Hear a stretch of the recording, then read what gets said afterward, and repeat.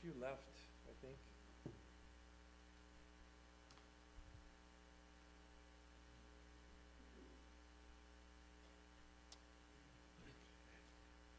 All right. So we're a couple of lessons away from being done with this series, and so I've mentioned to the pastor that we have, that we're coming up on a transition, and see where he wants to go after that. So I won't be here next week. I have another trip out of the country, and then I'll be back. I'll get back the Wednesday for the last session, and I'll make it. Lord willing, I'll make it. So tonight we're going to talk about pleading for protection, and we're going to see that Jacob pleads with the Lord for protection from Esau as he begins his journey back to Canaan. And there's a couple of, I don't know if you guys have picked up on this, but there's themes in each of these lessons. And the theme keeps getting repeated throughout these slides, and it kind of gets like, it's like something being hammered down, and it keeps hammering and it keeps hammering, and it kind of does that. Each one is its own theme, but the theme tonight is going to be letting go of thinking you're in control. We think we're in control, and we often, as Jacob did, get bruised when we think that we're in control and that we try to control things and manipulate things. And so that's the theme of this lesson, is letting go and putting faith in God and let God be in control, and watch the miracles and the wonder at what can happen when God's in control rather than when we think we're in control and trying to manipulate it. Hey, that's not supposed to turn that way. Lee, can you start the video, please?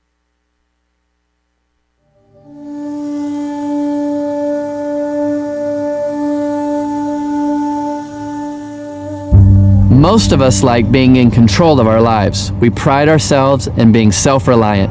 Jacob took that too far, even making his faith in God conditional. But just as Jacob leaves Laban, he faces a situation beyond his control. Esau, the brother who vowed to kill him, and his 400 men. Jacob hasn't prayed since he made his vow in the wilderness, but this time he doesn't bargain with God. He acknowledges God's provision for him and begs for deliverance. That night, Jacob wrestles with a mysterious man, and as they struggle with one finger, the man puts Jacob's hip out of joint. Jacob suddenly realizes that the man is God. Even injured, he refuses to let go until God blesses him. God blesses Jacob by changing his name to Israel. Jacob means the one who fought, whereas Israel means God fights. Realizing God will fight for him, Jacob meets Esau and finds reunion instead of revenge. God settled the ancient score between the rival twins. The night Jacob prepared to meet Esau, he was a self-made man haunted by fear. Wrestling with God left him physically weak, but spiritually strong. Come with us as we see Jacob learn to let go and trust God.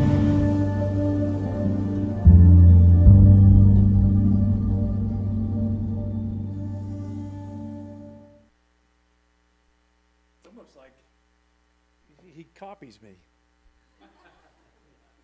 Just kidding. Just kidding.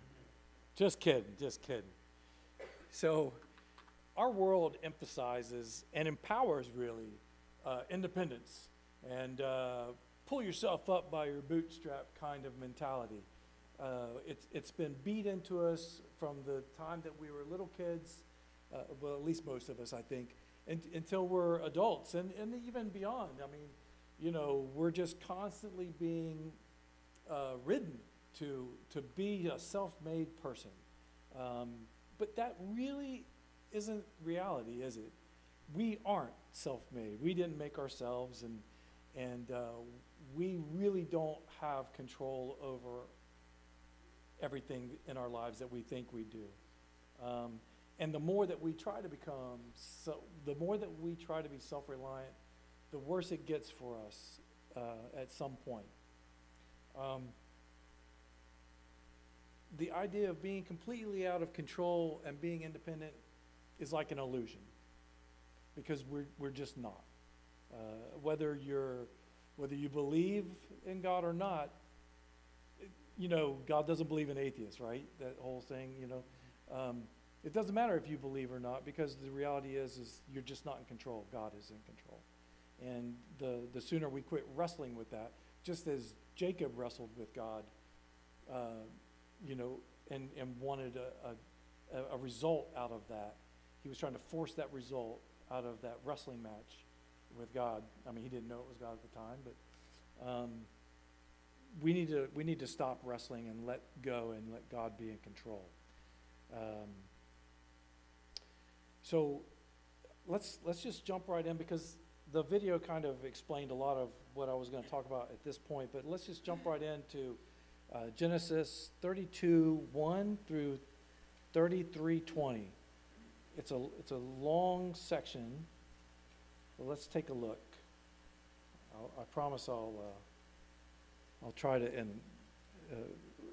make it enjoyable to hear me read. Jacob went on his way, and the angels of God met him. And when Jacob saw them, he said, "This is God's camp." So he called the name of that place Mahanaim. Did I say that right, Pastor John? Close enough? And Jacob sent messengers before him to Esau, his brother, in the land of Seir, the country of Edom, instructing them, "Thus you shall say to my lord Esau, thus says your servant Jacob, I have sojourned with Laban, and stayed until now. I have oxen, donkeys, flocks, male servants, female servants. I have sent to tell my lord, in order that I may find favor in your sight." And the messengers returned to Jacob, saying, "We came to your brother Esau, and he is coming to meet you. And there are 400 men with him." Now, just pause real quick with that. That's more men than Abraham had when he was going in his battle. Abraham had like 318. Esau has 400 men with him. That's a lot of troops at that point in time. Starting with verse 7. Then Jacob was greatly afraid and distressed. He divided the people who were with him and the flocks and herds and camels into two camps, thinking, if Esau comes to the one camp and attacks it, then the camp that is left will escape. And Jacob said, "O God of my father Abraham, and God of my father Isaac, O Lord, who said to me, return to your country and to your kindred, that I may do you good. I am not worthy of the least of all the deeds of steadfast love and all the faithfulness that you have shown to your servant. For with only my staff I crossed this Jordan, and now I have become two camps." We're going to come back to that, but I just wanted to point that out real quick. This is a sharp, sharp contrast from where Jacob was not only the last time where he kind of gave God credit, but from the very beginning where he was making deals with God. He's now completely humbling himself and saying, "Lord, I'm not worthy of anything that you've given me." So it's a huge departure.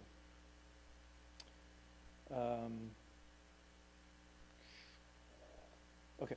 "Please deliver me from the hand of my brother," starting with 11, "from the hand of Esau, for I fear him, that he may come and attack me, the mothers with the children. But you said, I will surely do you good, and make your offspring as the sand of the sea, which cannot be numbered for multitude." So he stayed there that night, and from what he had with him, he took a present for his brother Esau, 200 female goats and 20 male goats, 200 ewes and 20 rams, 30 milking camels and their calves, 40 cows and 10 bulls, 20 female donkeys and 10 male donkeys. These he handed over to his servants. Every drove by itself, and said to his servants, "Pass on ahead of me, and put a space between drove and drove." He instructed the first, "When Esau my brother meets you and asks you, To whom do you belong? Where are you going? And whose are these ahead of you? Then you shall say, they belong to your servant Jacob. They are a present sent to my lord Esau. And moreover, he is behind us. He likewise instructed the second and the third of all who followed the droves. You shall say the same thing to Esau when you find him. And you shall say, moreover, your servant Jacob is behind us. For he thought, I may appease him with the present that goes ahead of me, and afterward I shall see his face. Perhaps he will accept me. So the present passed on ahead of him, and he himself stayed the night in the camp. The same night he arose and took his 2 wives, his 2 female servants, and his 11 children, and crossed the ford of the Jabbok. He took them and sent them across the stream, and everything else that he had. And Jacob was left alone. And a man wrestled with him until the breaking of the day. When the man saw that he did not prevail against Jacob, he touched his hip socket, and Jacob's hip was put out of joint as he wrestled with him. Then he said, let me go, for the day has broken. But Jacob said, I will not let you go unless you bless me. And he said to him, what is your name? And he said, Jacob. Then he said, your name shall no longer be called Jacob, but Israel, for you have striven with God and with men and have prevailed. Then Jacob asked him, please tell me your name. But he said, why is it that you ask my name? And there he blessed him. So Jacob called the name of that place Peniel, saying, for I have seen God face to face, and yet my life has been delivered. The sun rose upon him as he passed Peniel, limping because of his hip. Therefore, to this day, the people of Israel do not eat the sinew of the thigh that is on the hip socket, because he touched the socket of Jacob's hip on the sinew of the thigh. Now, starting with chapter 33. And Jacob lifted up his eyes and looked, and behold, Esau was coming, and 400 men with him. So he divided the children among Leah and Rachel and the 2 female servants. And he put the servants with their children in front, then Leah with her children, and Rachel and Joseph last of all. Let's see here. I think that's where, nope, we weren't supposed to stop there. Hang on. Keep going.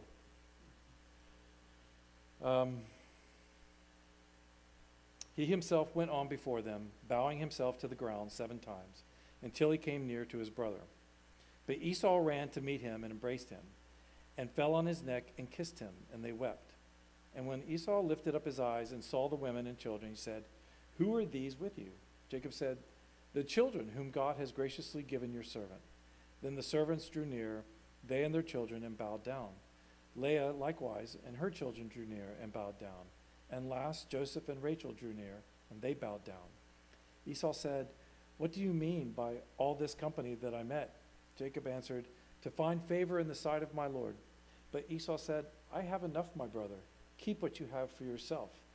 Jacob said, no, please, if I have found favor in your sight, then accept my present from my hand. For I have seen your face, which is like seeing the face of God, and you have accepted me. Please accept my blessing that is brought to you, because God has dealt graciously with me, and because I have enough. Thus he urged him, and he took it. Then Esau said, let us journey on our way, and I will go ahead of you. But Jacob said to him, my Lord knows that the children are frail, and that the nursing flocks and herds are a care to me. If they are driven hard for one day, all the flocks will die. Let my Lord pass on ahead of his servant, and I will lead on slowly, at the pace of the livestock that are ahead of me, and at the pace of the children, until I come to my Lord in Seir. So Esau said, let me leave with you some of the people who are with me. But he said, what need is there? Let me find favor in the sight of my Lord. So Esau returned that day on his way to Seir. But Jacob's journeyed to Succoth, and built himself a house, and made booths for his livestock. Therefore the name of that place is called Succoth. And Jacob came safely to the city of Shechem, which is in the land of Canaan, on his way from Padan Aram, and he camped before the city. And from the sons of Hamor, Shechem's father, he bought for 100 pieces of money the piece of land on which he had pitched his tent. There he erected an altar and called it Elohe Israel. Now,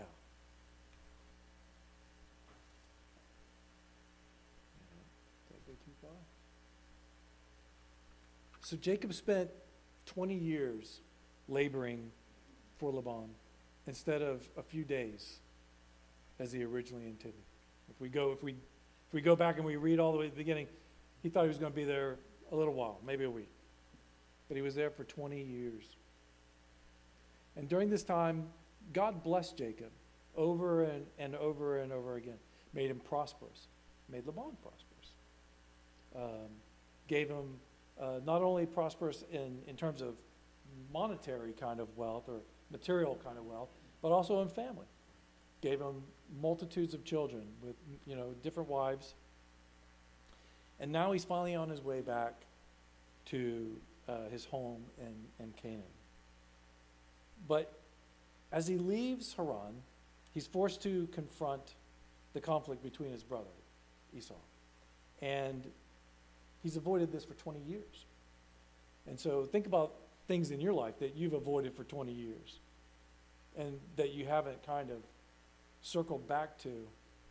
Maybe it's a rivalry with a brother or a sister or a family member or a friend or something. But it doesn't go away, does it? That's my point. It's that it doesn't go away. It just festers, and it just sits there and festers. Well, this festered too, in terms of in his conscience. Because God kept his promise. God promised that he was going to take care of Jacob. He was going to make him prosperous, that his offspring would be like the sands of the desert. And he kept his promise. And even though Jacob was a deceiver and he had done all these different things to his brother, he had stolen his brother's birthright, he had taken his brother's blessing from him, cheated him out of that. His brother wanted to kill him, but God intervened. And I think it's important to understand that how the power of God in intervening in this matter, because it wasn't the gifts, it wasn't all the flocks of things that Jacob sent ahead that changed Esau's heart. We don't read about what changed his heart, but we know it's God. Any thoughts on that? I just thought it was typical of Jacob to even put a space between the rows just to make it look good. He would still come up with this Deception, smoke and mirrors. Yeah. right down to the end, probably just a part.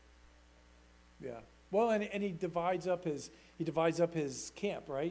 He in case one gets taken, well, one gets to survive, and he's kind of like, he's still shifty, isn't he? I mean, he's trying to strategize, but he's kind of shifty in his strategizing. So if we look at before Jacob got there, so Jacob's life in Haran is bracketed by two divine encounters. So at the beginning, when he's alone and he's destitute and he's fleeing from Esau and the rage, and the potential, his own demise, he has his dream of Jacob's ladder, where the angels are descending and ascending on the ladder, and then he speaks with God, or God speaks with him, and there he makes the deal with God and says, well, if you do this, I'll do that. You can be my God if you do this. And now, he's really changed. I mean, you can see his change as he's gone through, and now he has another divine encounter, but he's more humble, actually, in this time. Maybe not so much in the wrestling match, but when he prays, for divine intervention and for protection from Esau, you see that humility come out. Does anybody have anything to say about it? Yeah. I think it's great that it's not conditional now. No. It's not unworthy. I'm not asking for help based on you. Right. It's based on you. Right. That's a big transition. Yeah, I do too. Okay, I'll be your God if you do this. So I'll do anything. I'm not worthy. Right. You be my God. Right. Right. So that's great. And it's huge. It's a really big departure, and it's interesting that we see this as we pick this whole part of Genesis apart. We can see that, and we can kind of reflect back on that. Lee?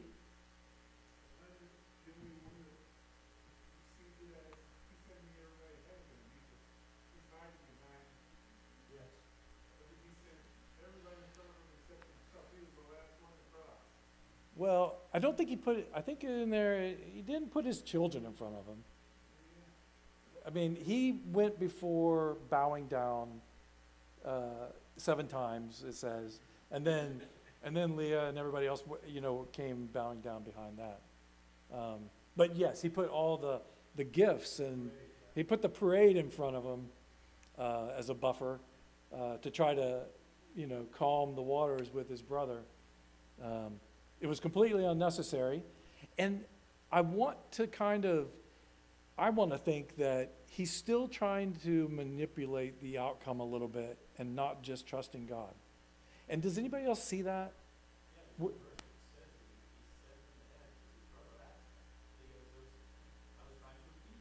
Right. Well, it does talk about, in my notes, it does talk about, it's not the big Lord, it's, he's actually, when he calls Esau Lord and he calls himself servant, he's kind of reversing what he did to Esau. So at least that's the way the notes kind of describe it. So so he took Esau's birthright, right? He kind of like, got your birthright, gave you a bowl of lentil soup, and now I got your birthright. And then he tricks his own father, and he takes his blessing away. And again, it's kind of like a, got you. I don't know, is that really bad to do? Sorry, I'm not Italian. Maybe I shouldn't do that. But, so I think that when he says, my Lord, to Esau, he's saying, I'm sorry. And he's lowering himself in stature and making himself the servant. And he's saying, I'm your servant. I'm so sorry for what I did. That's the way the notes kind of point. But I mean, I'm just reading from this, but anybody else have any take on that?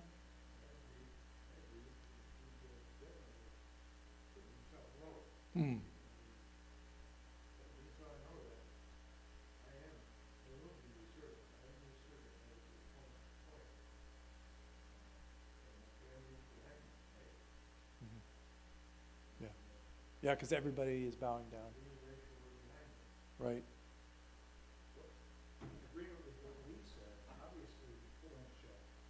Definitely. He was trying to reach out to his brother, but at some point, he ran past them because he was the first to get to Esau. He was, yeah. So it had to be maybe even a change of heart where he said, I'm not going to do that. I'm not going to trust that.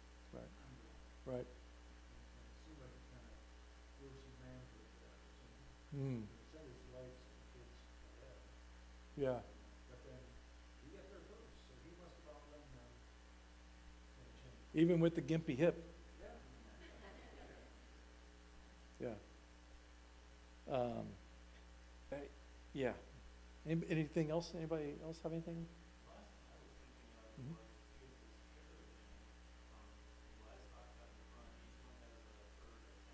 Right.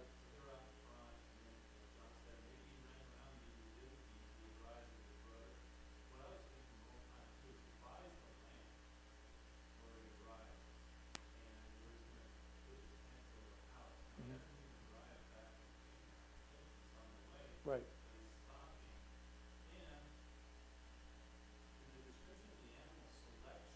Mm-hmm.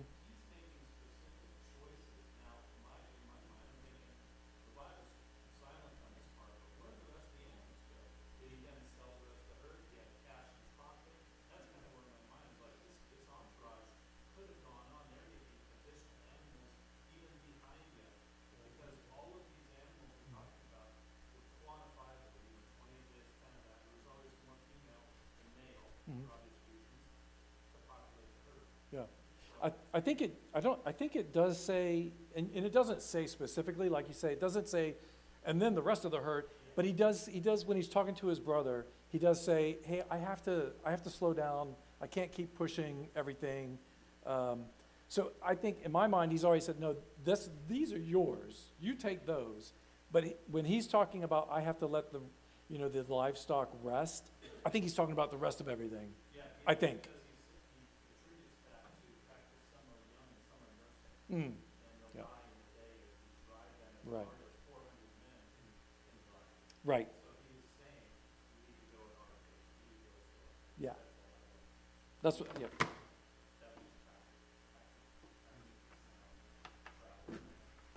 I agree. Yeah, it was 200 goats, 200 female goats, 20 male goats. 200 ewes, 20 rams, 30 milk camels, 40 cows, 10 bulls, 20 female donkeys, and 10 male donkeys. It's actually the next slide. Where did I get to? Where are we at? Okay. So, real quick, compare Jacob's two divine encounters. We kind of hit it a little bit. Anybody else have any other thoughts on those two divine encounters? They are very different. Any other thoughts on that? Or attitude definitely changed.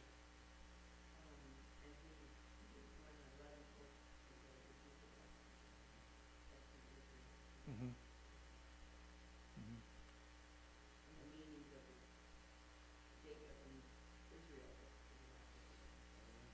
Mm-hmm. I think it's evidence of God's faithfulness.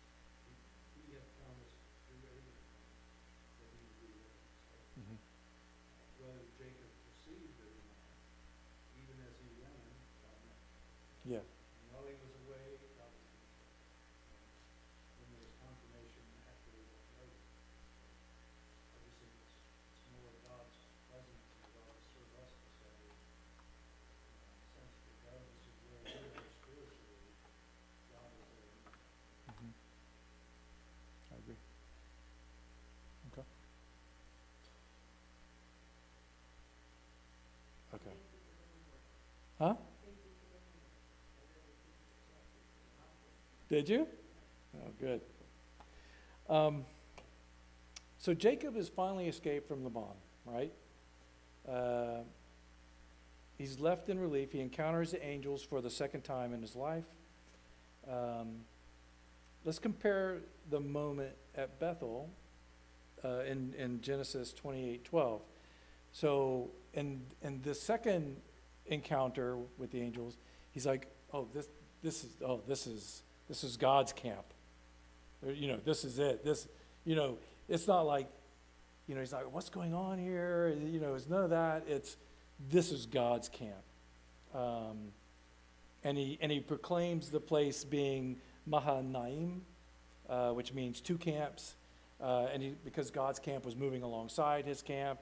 And there's a lot of significance, I think, in that, and it kind of gets glossed over. God's camp is moving alongside Jacob's camp. And so you think about the implications of that. So, we often have this, there's a poster in a lot of Christian stores. They sell the poster where there's the footsteps walking beside you, on the beach, right? Well, I kind of picture that as being the two camps. I mean, similar, because God's always walking beside you, whether you know it or not. He's always walking beside you, and so God's camp is walking alongside of Jacob's camp, and that's pretty amazing if you think about it.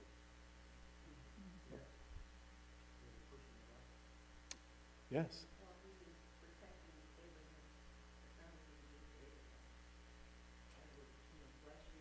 Right. And he's taking care of it. And that's the key point. He, the big he, is taking care of it. And again, all of these are kind of driving home that same message. God's taking care of it. So that's a visible reminder to Jacob that God was with him for what he was going to face ahead, which was Esau. Esau lived in Seir, which is hill country of Edom. Jacob could have avoided, and this is something that's not really in the scripture, but Jacob could have avoided Esau and gone straight to Canaan. But perhaps felt the need to resolve things with his brother. He dispatches the two servants with the message for Esau, and then he's alerted that, hey, we delivered the message, and by the way, he's on his way with 400 of his best friends. And he was like, oh my gosh, what's going on? I made a mistake, And then to what you were saying, this is where that one note draws attention to this. So he calls Esau my Lord, and he calls himself your servant, because 20 years earlier, Jacob had overreached his position in the family and stolen his brother's birthright and blessing. And so now he's taking no chances by hoping that his brother had forgiven him. Anything else on that? We kind of read through all the scripture. Now we're just kind of going back and talking about everything we read about. So that's Jacob's prayer on the board there on the screen. Jacob is in terror. He complete fear after the report of 400 men and his brother on their way. Because have you ever played that game where Whispers or whatever they call it? George Washington's got wooden teeth, and then the message comes back around and it has nothing to do with George Washington or wooden teeth. Wouldn't it have been great if the messengers, when they had gone and they said, hey, your brother is coming and he's got 400 men, if they had come back and they had said, oh, and he's happy as can be. But maybe he wasn't. And that's where I think God was there changing Esau's heart as Esau is marching towards his brother Jacob. Maybe his heart was being changed as he's marching towards him. Because I got to thinking about it. If I'm just happy to go see my brother, I'm Esau, and Pastor John, you're Jacob, and I'm coming to see you, and I'm happy. I want to forgive you. Do I really bring 400 soldiers? I mean, that's, at the time, we say 400 soldiers, that's really nothing now, but 400 soldiers then, that was a big army. So was Esau really happy to see him at the beginning? When the messengers went and said, hey, let bygones be bygones? Based on his past experience with Jacob, he's kind of ready to be tricked, and he's not going to keep it this time. Right. So I think, in fairness to Esau, he doesn't know what his brother's going to pull this time. No. He's pulled things in the past. Well, he's got a whole life of that, doesn't he? Yes. Yeah. Okay. Any other thoughts on that? And we'll just keep moving. Just one, you referred to 28. Yes. When he met God there, and after he woke up from the dream, he said, I was in, I didn't even know it. Yeah. It's just, when he went the second time, this is God's place. Right. There was a transition there too. Big distinction between those two. Yeah, and we kind of picked this apart, but the notes here talk about nothing really having had changed for Esau at that point where the messengers are there. Now, again, we don't know for sure, but who brings 400 troops with them, to go say, hey, I accept your apology? I think that, huh? It was moving camp. Time does do stuff. Yeah. 20 years. 20 years. I don't know. Has anybody ever held a grudge? Don't hold. So you didn't have to raise your hand up, but thank you for that. But no, I know. But if you ever had a grudge, did it go away? Did it just go away, or did you have to do something, whether it was praying for guidance or asking forgiveness? You needed to do something, right? And so Jacob is doing something to seek forgiveness from his brother. I think time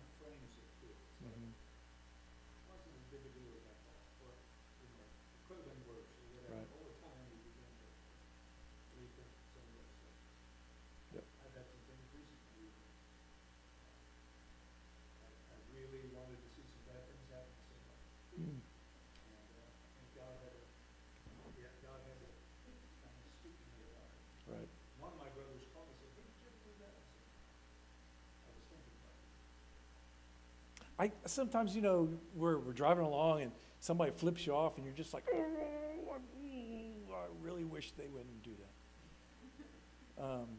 Why do they have to do that? No, I did not. I don't know. Anyway. So Jacob spends the night preparing for the next day's meeting. He's assembled generous gifts for his brother. It's a total of 550 animals, in case you wanted to know the exact number there. He staggers it, the parade, as Lee said, and he sends it all ahead. And upon meeting Esau, he tells him, each was to say that the flocks and herds belong to you, and I'm your servant, and these are gifts to you. Jacob's hope was to overwhelm Esau with the parade of gifts and wealth and power, and hopefully soften him, and that maybe he would show him a little bit of favor. But what's amazing is God had already instilled peace in Esau. So it's just amazing that scene where Esau shows up and he just embraces him and he kisses him, and all is gone. It's just it's amazing.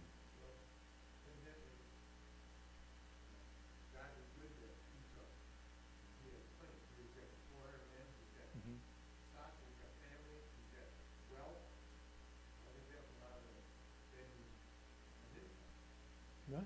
I mean, he was wealthy. He didn't need it, he says. He doesn't need it. I don't need it.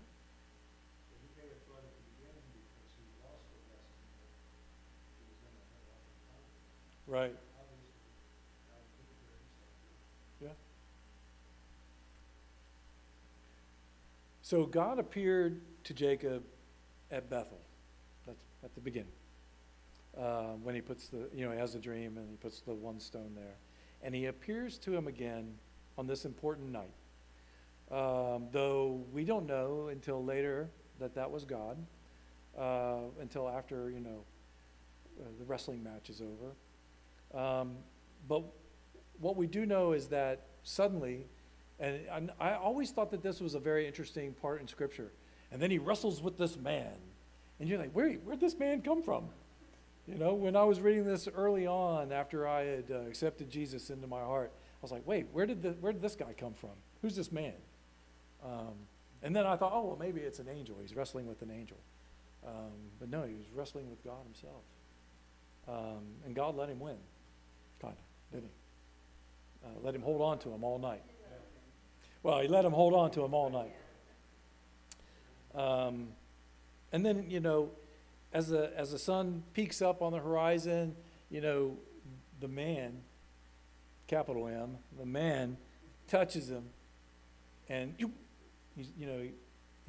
cripples his hip.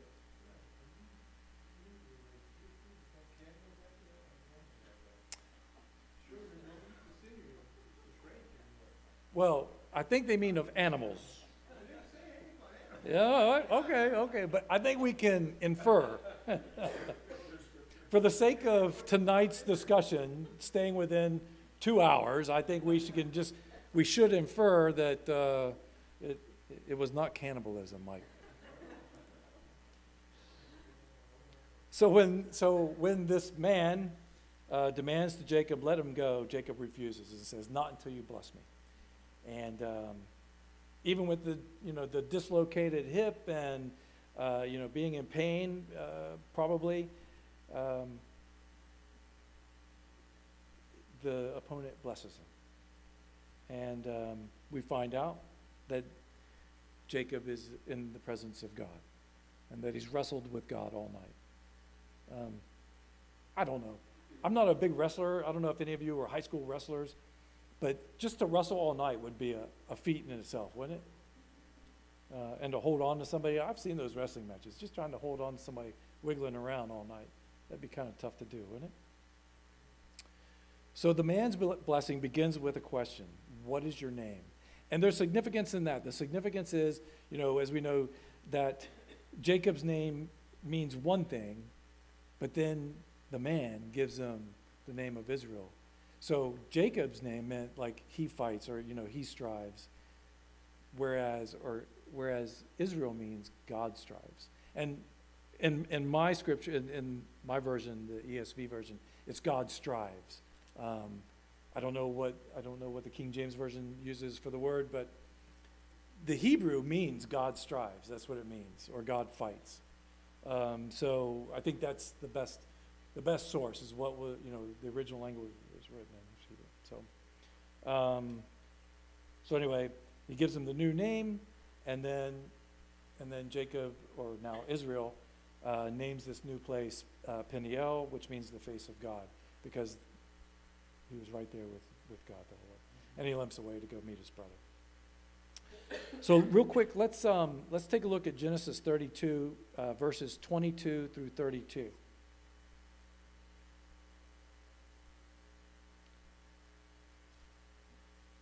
Okay. The same night he arose. Wait, did I say 32? 32, 22. Yes, I did. Sorry. The same night he arose and took his wives, his 2 female servants, and his 11 children, and he crossed the ford of the Jabbok. He took them and sent them across the stream and everything else that he had. And Jacob was left alone, and a man wrestled with him until the breaking of the day. When the man saw that he did not prevail against Jacob, he touched his hip socket, and Jacob's hip was put out of joint as he wrestled with him. Then he said, "Let me go, for the day has broken." But Jacob said, "I will not let you go unless you bless me." And he said to him, "What is your name?" And he said, "Jacob." Then he said, "Your name shall no longer be called Jacob, but Israel, for you have striven with God and with men, and have prevailed." Then Jacob asked him, "Please tell me your name." But he said, "Why is it that you ask my name?" And there he blessed him. So Jacob called the name of the place Peniel, saying, "For I have seen God face to face, and yet my life has been delivered." The sun rose upon him as he passed Peniel, limping because of his hip. Therefore, to this day, the people of Israel do not eat the sinew of the thigh that is on the hip socket, because he touched the socket of Jacob's hip on the sinew of the thigh. And we're inferring there, Mike, that it's animals.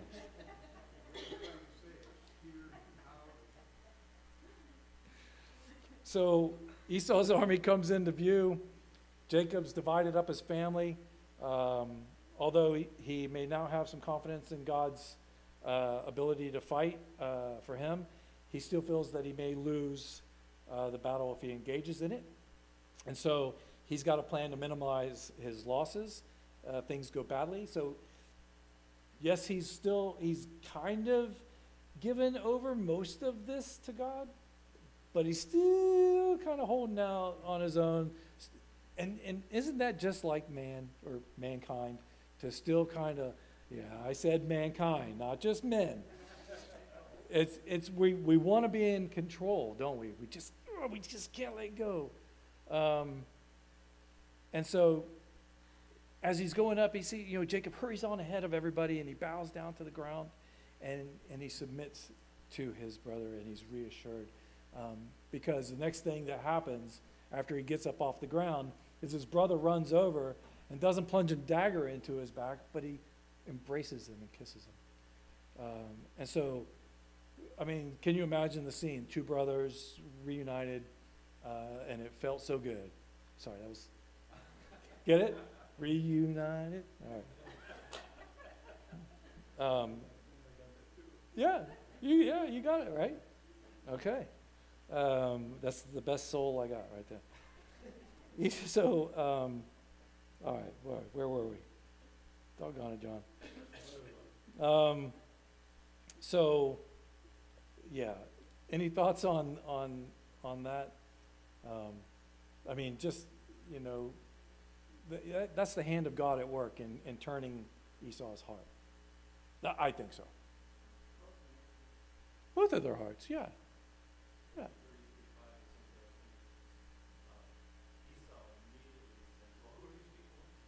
Right. Yeah.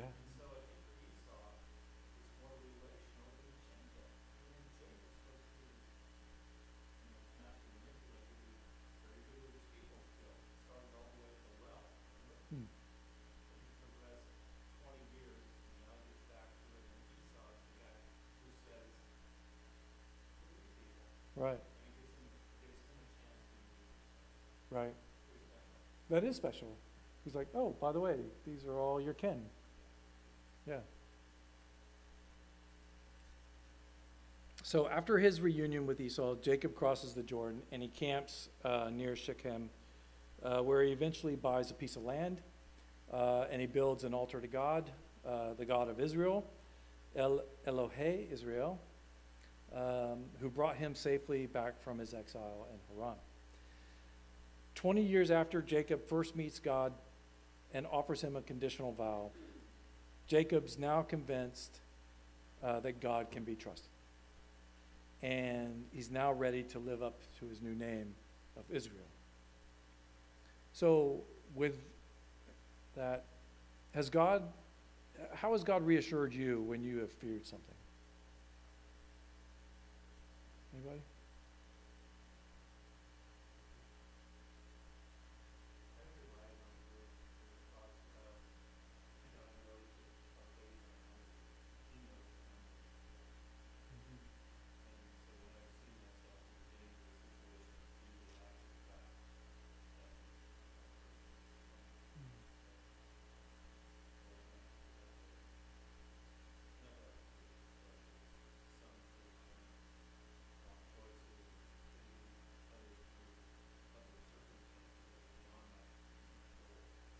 I'm smiling, not at your plight, but because I was thinking about things that had happened to me. Yeah. I don't know if I always put two and two together, but thank you, that's good. Have you ever returned to old fears even after God's reassured you? No. I mean, I think without raising hands, we can probably all shake our heads that we have, and in some time we've all returned to our fears and let those fears, persuade us and guide us, rather than just trusting in God. Anybody else on that? Jacob's wrestling match with the unnamed man at Peniel was a defining moment in his life. His opponent gave him a new name to reflect the monumental moment.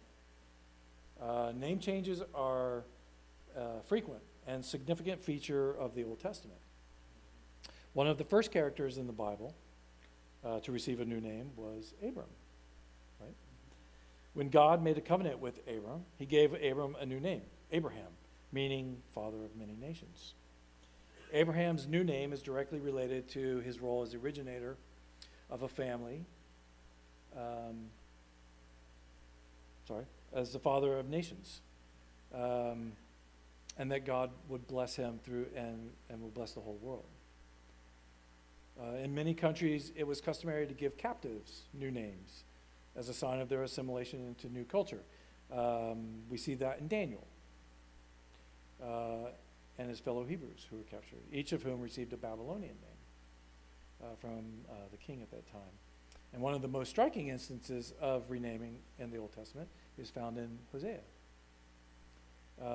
Because in Hosea 1, God symbolically names Hosea's children, and the last of whom is given the name Lo Ami, and that's out of Hosea 1:9, meaning not my people, which directly refutes the covenant formula in Exodus chapter 6, verse 7. Any thoughts? Can you think of any other people in the Bible who were given a new name? Sarah? Right? Saul to Paul. That was the one, that's the big one, isn't it? Simon Peter, yeah. A lot of them, right? How was their new name fitting for their new identity? Anybody? I mean, Saul to Paul. It's a pretty subtle change. One letter. Peter, the rock. So his name is fitting of that.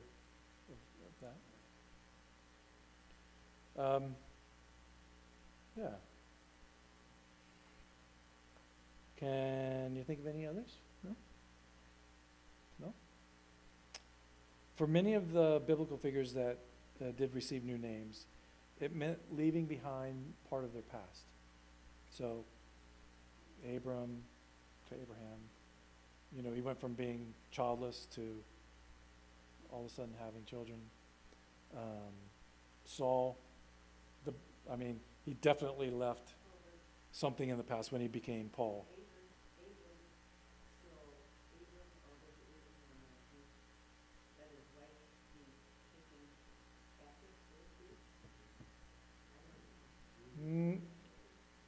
Was he Abraham at that point?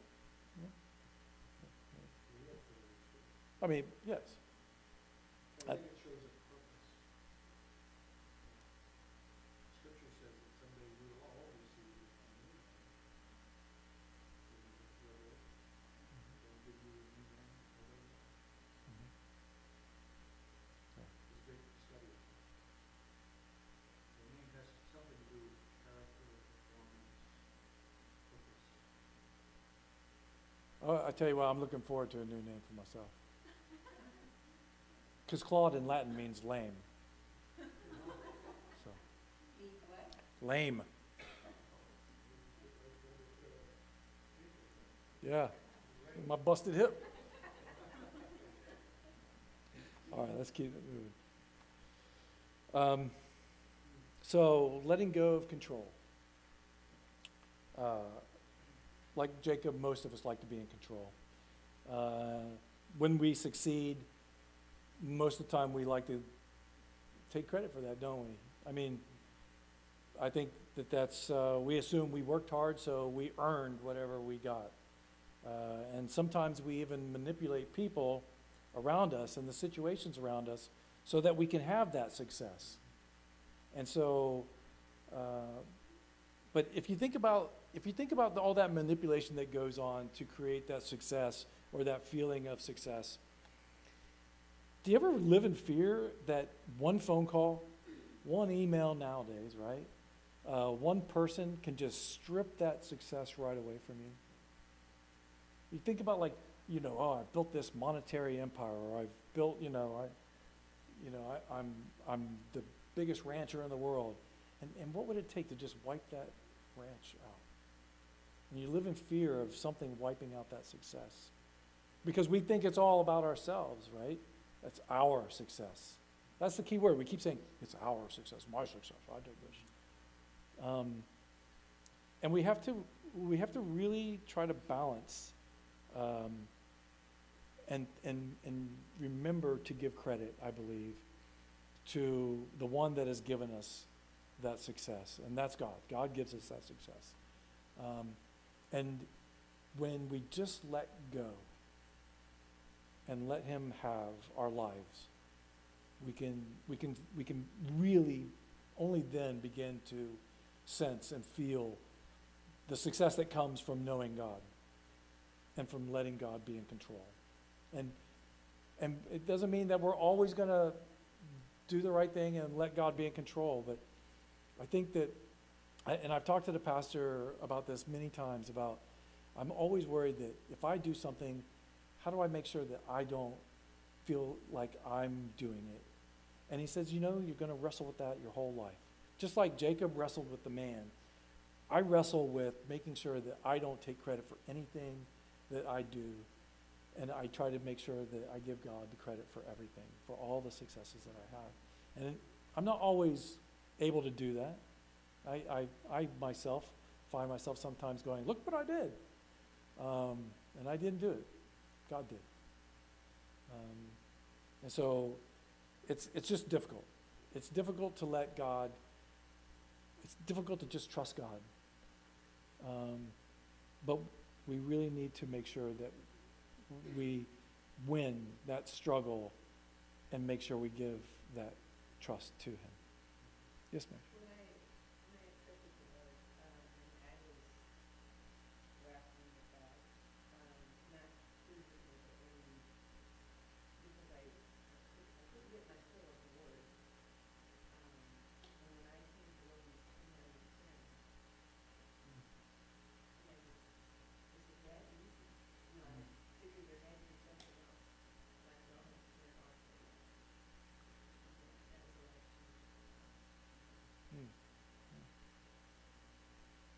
In what areas of your life, this is reflection. Nobody has to like raise your hand and yell out, but in what areas of your life do you most fear losing control? Think about that.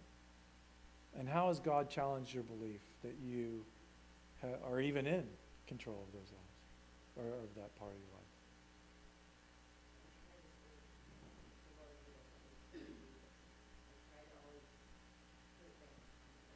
Mhm. Mhm.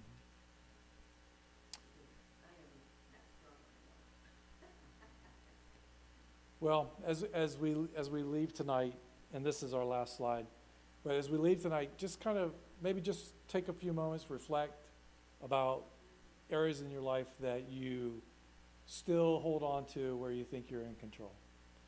Just pray on it. Just pray on it. And then let's say reflect on a time when you knew you were helpless and God came through for you. I can think of a lot of times where I was in helpless situations in my career where I don't know how I lived. And so God had a purpose for me. It wasn't my time when I wasn't ready to see me. So, but think about how you can trust God in your future and how you move forward.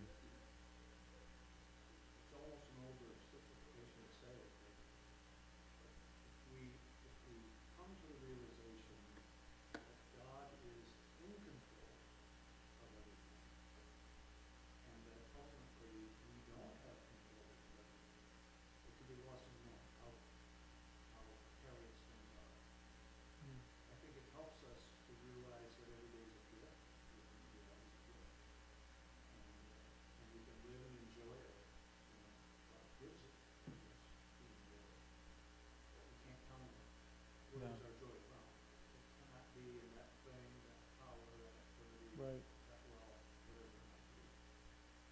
And I think the fear leaves as we realize both that it's not ours, it comes from Him, Mhm. and that He's ultimately in control.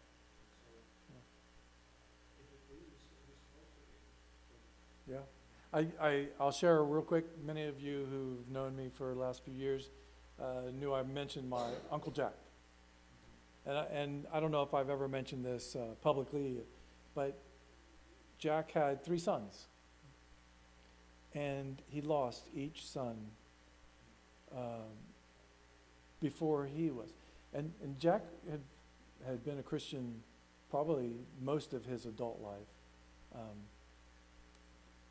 I never saw him shaken by, yes, he was a father and he had lost his sons, but he was never shaken. His faith was never shaken, I should say.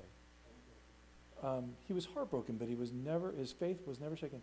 And I know that because I would have these in-depth conversations with him about God. We would talk about Jesus, and we would talk about the love of Jesus and following Jesus and doing what Jesus wanted us to do. And never once did he ever condemn God for taking away his sons before him. Not once. As a matter of fact, he would say, those are my blessings up on that hill. And when he would refer to that because that's where their graves were, because he owned the top of that mountain was his mountain, and the graveyard, like in West Virginia, is up on top of that mountain. And those are, and he says those gifts are up on top of that mountain. They're up there. And he never said, I never heard him say one bad thing. Not one disparaging comment about God. And I use the word gifts specifically because he will use that word gifts. He called his sons gifts from God. And his gifts were up on that hill. Just something to think about as we go. We all have a lot going on in our lives, and we deal with a lot of things that we don't tell people about, or we can't share out loud. But just remember that I love what you said. Every day's a gift, Every single thing that we have is a gift. And we have to embrace those gifts as if it is the last gift we're going to get.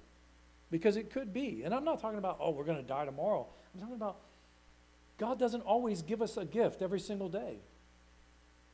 And so we need to embrace those gifts and cherish them. I think it's an additional thing, but if we do that, Mm.